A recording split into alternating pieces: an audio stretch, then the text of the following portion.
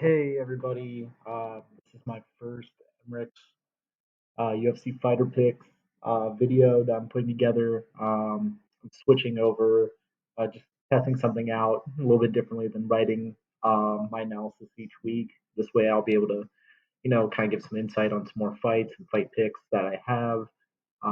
So yeah, let me just jump right into it. So just to recap, last week UFC Fight Night Rodriguez versus Lemos. Was going into that, 21-11 main event record, around 66% overall. Um, we had one fight fall off the card, Chase Sherman and Josh Parisian. That was unfortunate. I think Parisian had an illness. But overall, we did really well in the prelims. Usually, prelims a lot better than the main card when it comes to predictions I make. Overall, started off kind of uneventful with Ramona Pascual. Um, Losing, I think maybe like a flying knee or something. She took some like shots to the body too. It was just yeah, it was over easy. And then Jake Hadley had a nice comeback win. Johnny Munoz as well. Pollyanna Vienna had a really good knockout really early in the fight. Mario Batista, our lock of the week, easy dub there. Miranda Maverick, I think 30-26 across the board. She'll probably get back in the ranking soon. And then main card, shaky. Um, Grant Dawson, I did have him beating Marco Madsen. That was a really nice win. Um, Unfortunately, he missed weight. Now he's in the rankings, so we'll see what happens there and if he can, get his weight down next time. Nate Maness, I was really banking on that power there. Um, and he was able to survive with Umar Nurmagomedov in his last fight, and I mean he didn't look good in it, but I figured he'd probably look a little bit better against Tagir Ulembikov, and no, that was that was not the case. So a big L there, like standing choke, I'm pretty sure, and then Jordan Becky. I didn't have any bets on this. I know that there's some a little bit of controversy with the betting lines. What happened before that fight? Derek Minner, I mean, should not have fought if he was really injured like that. If that happened beforehand, um, Neil Magny, that was probably one of my favorite picks of the night, just because he's been up and down. It's really hard to to nail a Magny fight pick. So I mean, some bad fight IQ from Daniel Rodriguez, but we'll take the dub. And then Maria Rodriguez, unfortunate loss for her. Some might think early stoppage. It was heading that way either way. Lemo, she looks good. I think she gets a couple more main events. She might have a shot at the title in like a year or two. So see what happens. So with that said, we're gonna move on to UFC 281. Uh, Adesanya versus Pereira. I'll actually be there in at MSG this Saturday. My first uh, numbered card that I'll be to or go to. I went to UFC Columbus in March. Got to see Curtis Blaze and Chris Dawkins. It was an awesome atmosphere. Really excited to get back in there and just watch the fights. Um, so that will be a really good experience. So we're going in with our lock record at 7-2 and dog record, which started out I think maybe like 3-6 or 3-7, but we've gotten up to like 8-9. So we're around 500 there. That's that's the way it goes. But we're still getting about 2/3 of fights correct with 65%. So I say just keep rolling, play the long game. So let me go ahead and start breaking down some of these fights. So to start off, we have Carlos Ulberg and Nikolai Negumirianu. Betting lines are real tight. It could go either way. A lot of the fights on this card go, you know, a lot of them are toss ups. Even ones that the betting lines are wide on. But overall, I like Carlos Ulberg. I think he has some pretty good striking. He was able to put Tefan Chukwi out pretty early. I actually picked Chukwi in that fight, but he just proven me wrong, and it was pretty impressive. Unfortunately, he got knocked out to Kedi Zenchiku while back, while Negamiriano had a kind of controversial split decision win over him. But that Ulbricht size, that 4-inch height, I really stands out to me. His striking's really good. He has 100% takedown defense, but he hasn't really fought down or fought somebody, you know, that might use those aspects like Nikolai. So but Negamiriano hasn't really fought anybody great either. He fought a couple people on their debuts. He fought like Villanueva, who I mean, I'm pretty sure most people can beat him. Um, and he's hittable. Negamiriano gets hit, 5.7 times for per minute. Um, and he eats more strikes per minute than he lands, with 3.79 strikes landed per minute compared to 569 absorbed in that time span. And his defense is very low at 39%. So I got to go Carlos Olberg on this one. I really like the city kickboxing guys, and I just got to side with him on this. So take him at that odd of minus 120. Um, this fight is it should be tighter lines. Minus 210 for Jackson might be a little just a tad egregious. So, but I am going with Montel Jackson on this one. He's looked good. I mean, it's not hard to look good against guys like JP Buys, but um, he's he's winning. He has good power and it carries. I mean, he also absorbs only just over one strike per minute, and he dishes out over almost 3.5. So um, I really like his takedown ability, his wrestling ability. He gets about four per 15 minutes, so it's very very good. Um, but Arce is very nice fighter as well. Managed to knock out Julian Rosa, um, and his two recent losses in his last five fights come against Song Yadong and Hakeem Dawodu. So I mean, he's not fighting bad guys at all. I would give the resume um, side to Arce in in terms of strength of schedule, but the size difference, you got 5.5-inch reach and a 3-inch height difference, favoring Jackson. And I really like his takedown abilities. Even though Arce has a 94% takedown defense, it's a tight one, toss up. Jackson has power um, that will probably carry late into the rounds, and I think that's just going to be too much for Arce. So I like Arce's striking just a little bit better, but I think Jackson's power it's going to be like a Cheeto Vera situation where maybe later in the round, like Arce can win the first two and Jackson just hits him with really clean shot lead on. But I'd say less confident pick, but a pick still nonetheless on Jackson. Um, Sung, both these guys did not look great in their last fights. Trezano got knocked out by Lucas Almeida, I believe. Didn't look that good. Um, had he has a win over Ludovic Klein, which is a pretty good win, but losses to Grant Dawson and Hakeem Dawodu as well. Uh, Sungwoo Choi dropped one, Alex Caceres, and his most recent one, which was split decision, but it definitely was not split. He lost that fight outright to Josh Kulabau. I'm going with Choi. His good reach. I think his ceiling's a little bit higher. Trezano absorbs more strikes per minute than he lands. I don't know. I mean, this is one of those fights that's just like it's not nothing's so clear. It's a pure toss up.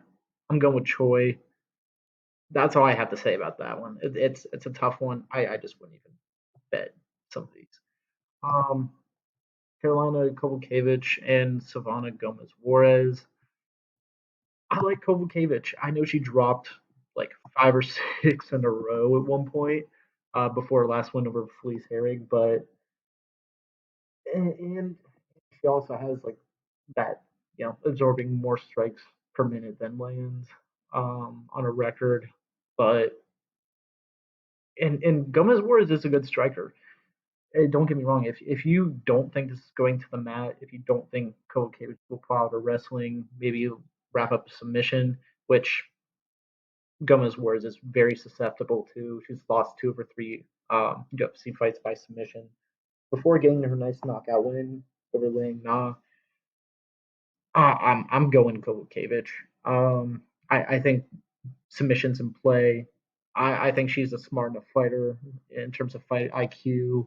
When she went on that long stretch of losses, she was losing to ranked opponents and in pretty solid um, uh, female fighters like Alexa Grasso and Yan Xiaonan, and I think maybe even Jessica Andrade. So um, I, I mean, who knows? Maybe Gomez Juarez can knock her out, but that doesn't happen. I think Kovacevic takes this on the mat via sub. And then Matt Pravola, Ottman, Azatar. This is I'm a little surprised the line's as tight as it is. Pravola has not so much of a chin right now. He he's been some.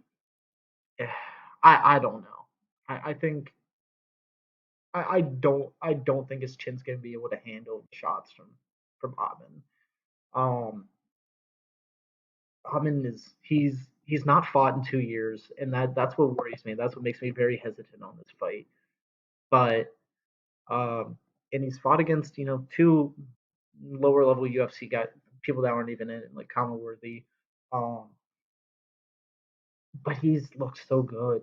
Early knockouts, if he's not able to, like, he's finished, I think, 11 of his 13 wins. So, uh, in Frivola, he had that really early loss to Terrence McKinney. Um, was able to go the full distance with Arman Sarukian, and then he came back in his last fight in January and first round knockout. Um, I don't see this going to the ground. I think Azatar is just too well rounded, and I mean this is nearly a lock of the week for me, but I think Azatar gets it done. Um, God, Andre Petrosky and Wellington Turman. Uh, I don't. I've never picked Turman in a fight. I almost did this week, um, but I think Petrosky is he's pretty good. He also has fought 3 guys that I don't even believe they're in the UFC anymore. In all 3 of his promotional wins here, like Nick Maximov, who he was going in there as like a massive underdog because everybody thought Maximov was going to be great, and ended up just not being good. And Wellington Turman, it barely gets a win over Sam Alvey, albeit he would have easily won without losing 2 points via I don't know if it was eye pokes or groin strikes, but uh, like the, that was kind of scary. Um, and then he also had a very scary first round with Misha Serkinov, who is he's yeah he just needs to hang it up. But he almost got finished by Misha in that first round, and luckily came back and wrapped up a very nice submission. I think both these guys are gonna be great on the ground, and if it comes to striking, I would give it Petrosky. I would definitely go Petrosky in this one. I was siding with Turman earlier in the week, but Petrosky's striking is better. Turman gets hit 4 times for every 3 strikes he lands, and that's also coming up against some not so great guys, some guys that were on their way out. He doesn't really have quality win by any means. I mean, neither of these guys do, but you know, a win here would be huge for their futures. I would, yeah, you gotta go Petrosky on this one. Um, I think it ends by finish. Um, but I mean, I'm more confident in ending by finish than anything. But yeah, Petrosky's probably gonna get it done. Um, Aaron Blanchfield, Molly McCann. Um, you know, everybody was on like the meatball train. I think she's good. I think she's getting better, but in some of those London fights, I mean, they're not really setting her up for for much failure in that end.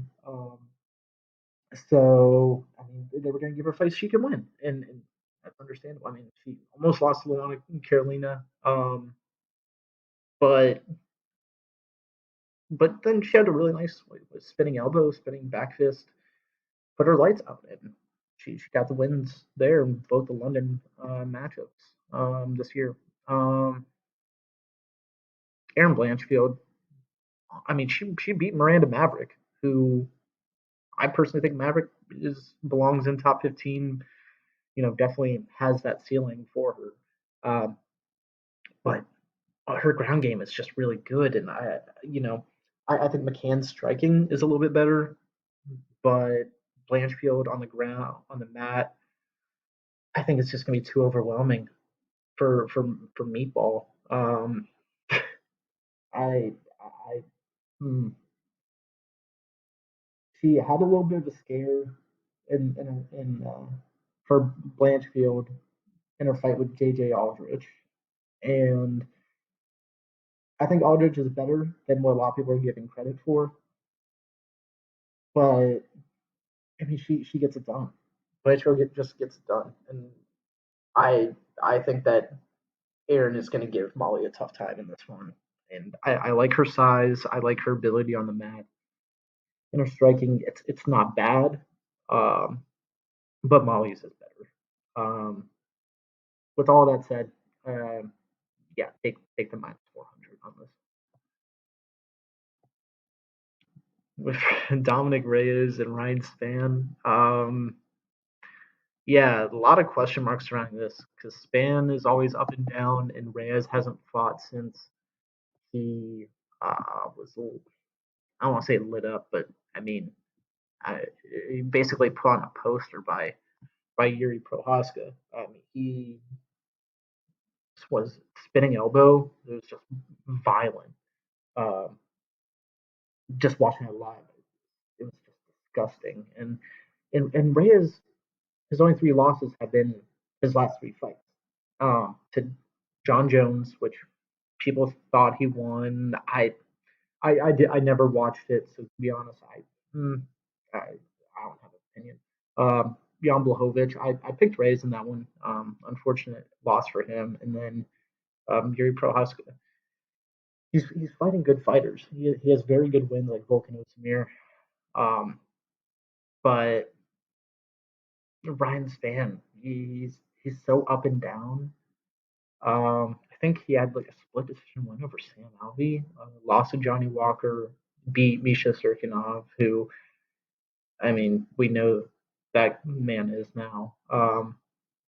Lost to Anthony Smith in a win over Ion Kudalaba.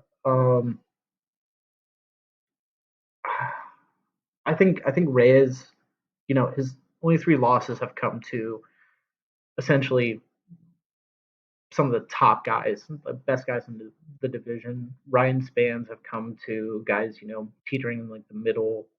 Like he doesn't have a great win. Uh, and until proven otherwise, I feel like I need to go with Dominic Reyes. The the layoff really worries me because I mean 2 years for anybody, it's always worrying. Mm, yeah, I I just don't think Reyes is going to lose this one. Ryan Spann hasn't had consecutive wins in a few years as well, so I got to go with Dom here. Probably by finish, but we'll see. Um, Brad Riddell, Renato Moicano. I'm actually picking Brad Riddell here. Um, both these guys have lost to Rafael Fiziev, um, and Riddell was just an awful matchup, um, and his loss to Jalen Turner. Moicano's very good on the ground. Has some like pretty much. I won't say. I would say very similar um, ground game to like a Charles Oliveira, like wrapping up submissions. Like he'll get the finish if he sees it. He's going for it.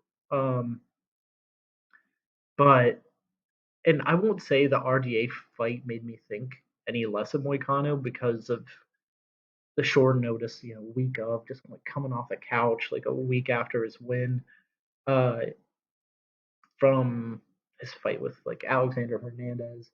Um, but I mean, people talk about like that fifth round with RDA and Moicano. I mean, RDA kind of just RDA could have. I don't want to say could have. Yeah, he could have finished him. Um, he could have kept pounding on Moicano in that fight, but that fifth round he eased up. He knew Moicano wasn't gonna be able to finish him, and he was like, okay, I'll spare this guy. Um, it kind of left a weird taste in my mouth, but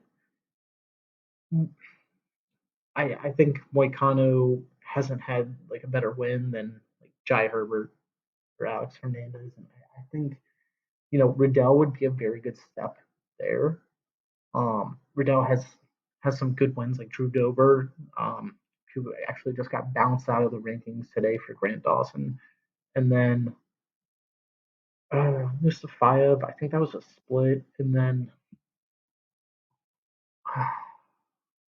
I don't know. Like people are worried about Riddell's chin. They both. I'm not sure about either of their durability. Um,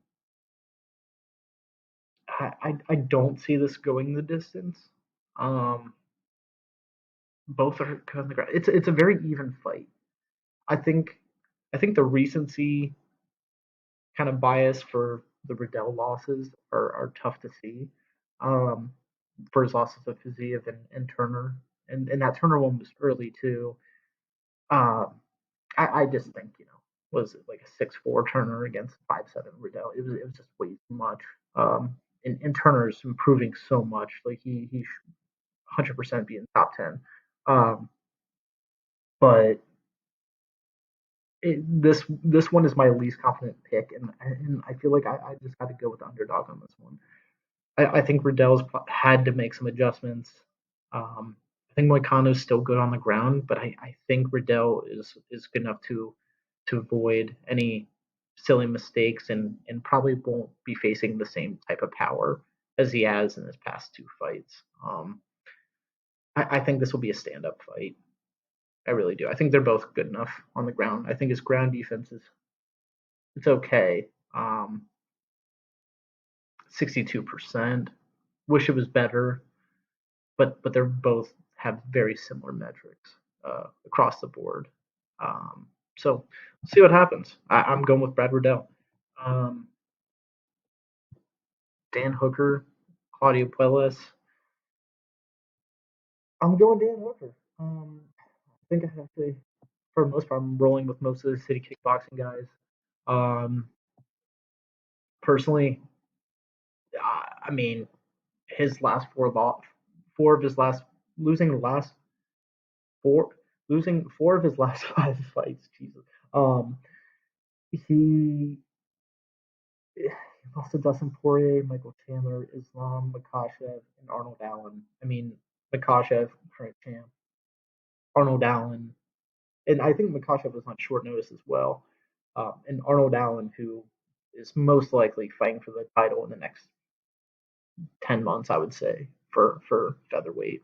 And that was a bad weight cut too for Hooker. Did not look good. And I personally, I think this is a get back fight. Um, he lost to top five guys in their respective divisions, and this is the toughest fight for Claudio. He's got very good ground game. Can submit pretty much anybody. I just think that it's going to be too much to handle on the feet. Um, I think Hooker's a good enough fighter. He's still young. Um, Quellis is a little bit younger, like saying around 26 now, but I think I think Hooker's gonna be able to defend, a little bit of submissions, and I don't think Quellis is gonna have like that power that Arnold Allen had. Um, I know Hooker's taken a lot of damage, but I think this is a get back fight for him, and um, but I think if this was like 5 years from now, 4 or 5 years, I think Puelas wins. I think Puelas will he'll enter the rankings at some point, but I just think it's a little too early for him to make that jump. Um, so I'm going with Hooker here, probably by decision as well. Let's see, Frankie Edgar, Chris Gutierrez. Saw Gutierrez fight in Columbus live. I actually picked back row Dana to beat him, and Gutierrez looked good. I don't know why the hell I didn't pick him to begin with. Um, his striking is nice. He has good defense on the ground. Um, Definitely, like I don't think he's even lost a. He might have lost his. Yeah, he lost his UFC debut to Rowney Barcelos.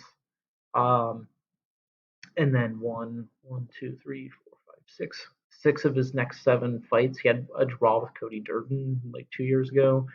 Um, but um, I mean, he's on a roll. Uh, and then you take Frankie Edgar, who 10 years older than Gutierrez, sitting at 41 now. Recent losses to Cheeto Vera, which I actually picked him to win that one, and I thought he looked good for a while, and towards the end he started falling off. Corey Sandhagen knockout was brutal. I want to say it's similar to Dan Hooker for like a get back fight for Edgar because Gutierrez is some steps down compared to like fighting those like Cheeto and Corey Sandhagen and um, Korean Zombie and Max Holloway, but I think Gutierrez is looking good, and um, I think he's rolling, and I like his striking. If he's able to if Edgar goes for takedowns, is landing them. I think I would say momentum all shifts to Edgar, but right now it's looking like it's Gutierrez's fight to lose. I think the odds could be a little tighter. But I think Gutierrez wins this. Both are from the Northeast. It's gonna be a big fight. There's gonna be a lot of people probably there rooting for these two. But yeah, give me Gutierrez, and but I don't know how many more Frankie's got left in him because he's getting up there. I really wanted to pick him, but I just my like heart tell me yeah, my mind tell me no. I got Gutierrez with the striking. Sorry, Frankie. Um, Poirier, Chandler. I mean, as soon as I knew this fight was booked, that's when I was like, "Yep, I'm going MSG." I got to do it. Um, they're both really freaking good. Um, action action oriented. Chandler a little bit more so. Um, but I mean, I don't like Chandler's chin. I don't. I think it's deteriorating. I love his power. I mean, he could have been the champ. He almost became the champ after that first round with Oliveira and got away. It got away. He got knocked out, and Charles has pretty good power too. But um, and then that war with Gaethje and for Chandler and you know losing a couple rounds to Tony Ferguson, who I mean, if you saw that Nate Diaz fight after the fight after that for Tony, geez, that was just it, it doesn't like look good on Chandler. So um, I'm going Poirier here. He was able to knock out McGregor once, had the doctor stop TKO doctor stoppage for in that second one, but and Poirier he lasted a good bit with Oliveira. Took some of those clinch strikes. It should be a brawl. I think it'll go to a decision, but uh, this one could genuinely go either way. Um, I like Poirier. I think he's got more years of longevity to him, and he's good enough to defend on the ground. Um, if Chandler decides to go that route, so I guess we'll see. But that would be a great fight. Wish it was 5 rounds. But Poirier's my pick. Yeah, I'm going Whaley. I mean, it's no surprise to anybody. I think 90% of people on Tapology are going with her as well. I do say the one thing that worries me is Esparza's wrestling. I mean, it still is very good. She didn't get to show it off much in her fight with Rose, um, but that was something Whaley kind of struggled with. Or at least it went back and forth in her second fight with Rose Namajunas, and um, I thought Whaley did enough to win that one. I picked Rose, but I thought Whaley did enough, and unfortunately, the decision didn't go her way. Um, but the striking, it's I mean, you can't have a champ that gets struck more uh, than what they land, and that's what Esparza kind of has. And you look at her fight metrics, and it's just not good. It's like, how did this person become champ? And no offense, I mean that we all saw the fight, and if you didn't, don't watch it. But the fight with Rose was just it's tough. It's tough to give a lot of merit to it, and I think that's what's influencing a lot of the odds here. This is the second biggest betting favorite on the card, and I got to go Whaley. She looked great against Jardej, or yeah, Jardejczyk, for Joanna, and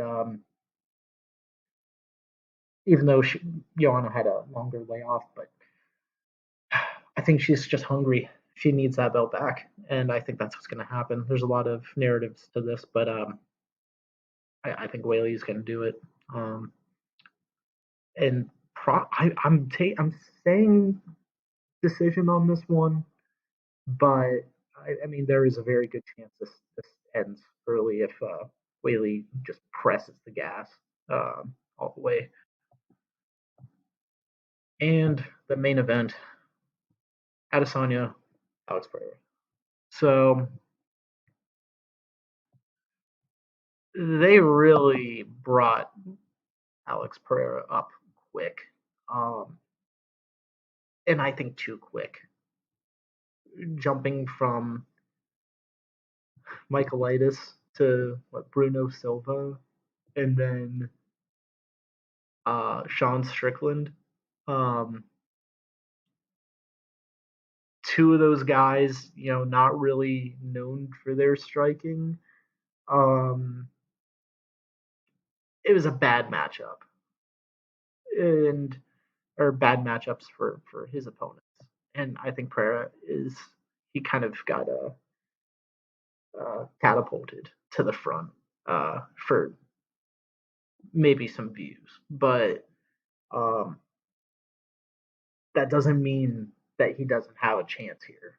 He actually has probably one of the best chances out of the entire middleweight division to actually beat Adesanya, because their styles are extremely similar. I mean, both kickboxing. That's, I mean, still practitioners of it, but um, the fact that a very similar style, you don't have guys that like these are two guys that know how to strike.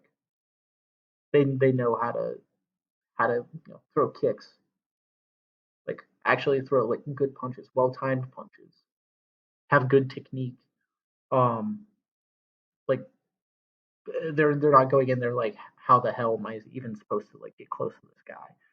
Oh, or like kind of being scared of Adesanya. I think this has the chance to be like one of the best fights we've seen from Adesanya overall. Because a lot of people might call him boring, but it takes two fighters to make that happen. His opponents have either just tried to go for clinches, and I mean Marvin Vettori mainly saw that fight.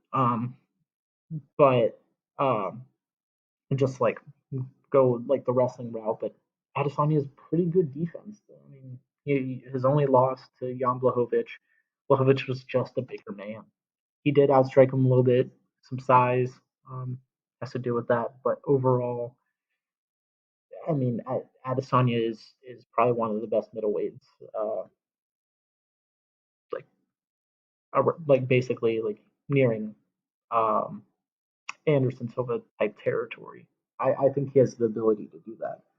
Um, I would say in this fight, it's I think someone's going to get finished. Um, I watched both the kickboxing matches between the two. No bias here at all, but that first fight, I think it was the first one that went to a decision. Adesanya won that. Um, it's unfortunate that decision went the other way. But I mean, Adesanya for sure won that. Um, the second fight, I mean, it was a nice knockout. But both fighters had their moments where, um, you know, they were both rocked, and Adesanya looked good in that second fight too. Um, but I know they're talking about like no standing 8 counts or 10 counts, whatever the heck they do. But um, I think both fighters have had to improve since that time. Um, I don't think this will be the only time we see these two fight in the UFC. Um, I really wish Pereira fought, you know, even like Apollo Costa or like maybe Marvin. I mean, Whitaker would have been a great match.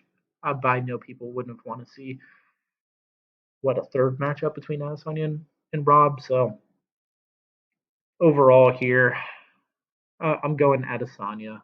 I think his experience is really going to help him here. Um, and I think I think this the like demeanor from Adesanya since this fight was announced has been um, like all business, something that we haven't really seen in a while, and I think it's going to give me like not flashbacks to like the Paulo Costa fight, but essentially where Adesanya's going in with meaner intentions. Like he's not gonna let this fight come to him. But there's a chance that that fight or flight kicks in, and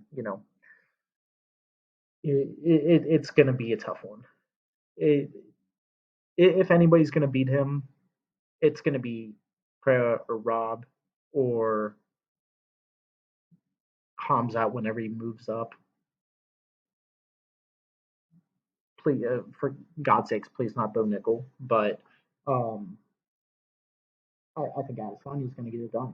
I think he's still going to be champ, and I think Pereira's going to fight um, probably the winner of Costa and Whitaker in Australia. So that's my those are my picks as well. So just to recap, top to bottom, the picks for this weekend. If Carlos Ulberg beating Nikolai Negumereanu, we have Montel Jackson beating I do believe it's Julio Arce, Sung Woo Choi being Mike Trezano, uh, Carolina Carolina Kovacevic beating uh, Savannah Gomez Juarez, Otman Ezatar beating Matt Fruvola, Andre Petrosky being Wellington Turman, Aaron Blanchfield over Molly McCann, Dominic Reyes over Ryan Spann,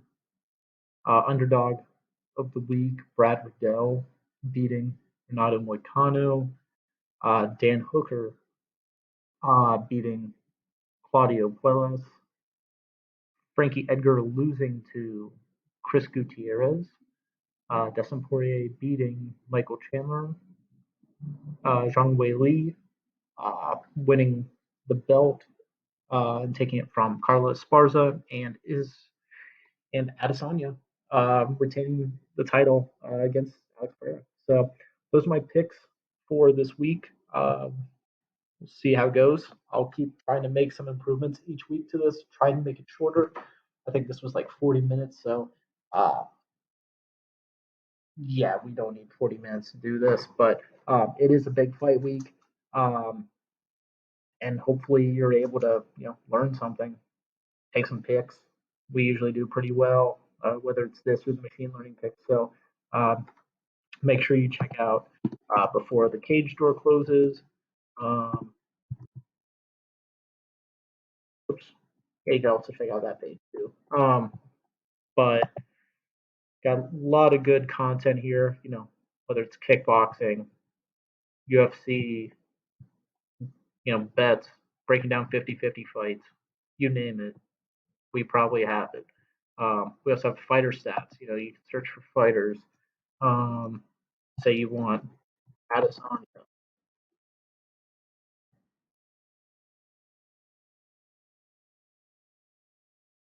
All right. Say you want Israel at weird.